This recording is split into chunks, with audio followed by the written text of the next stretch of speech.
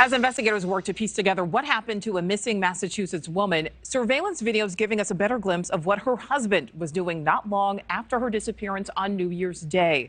And we're also learning about his past and why some describe him as a, quote, physically violent person. NewsNation's Evan Lambert is live in Massachusetts. Evan, what else did you learn today?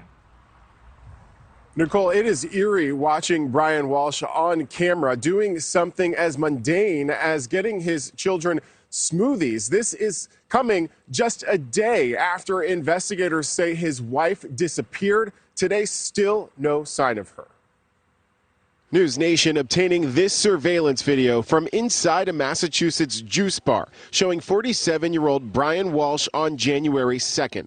That's a day after he told investigators his wife left for her job in D.C. The store's owner telling us Brian bought 5 smoothies and was somewhat of a regular, but was not acting suspicious that day.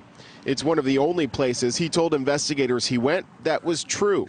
Prosecutors saying he repeatedly lied to them about where he was in the days after 39-year-old Ana Walshe's disappearance, including a trip to Home Depot they say he failed to mention, where cameras show he bought hundreds of dollars worth of cleaning supplies. I'm on a mission to save lives. We're also learning more about Ana, who an associate described as always kind. The mother of 3 young boys highlighted some of her passions in a video she shared to LinkedIn several years ago. I'm fundraising for Torch Foundation, which is an organization that provides teens with weekend workshops, and it empowers responsibility and confidence in them. Meanwhile, court documents continue to paint a troubling picture of Brian Walshe.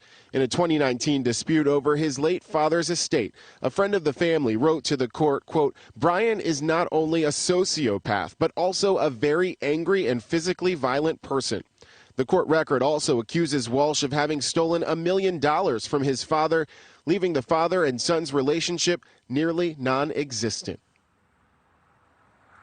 And so far, police have not detailed what they found in searches of 2 trash facilities here in the Boston area. But we do know that they found blood and a bloodied knife inside the couple's home. Brian Walshe is still in jail. Nichole? Yeah, we know her loved ones certainly want answers. Okay, Evan, thank you.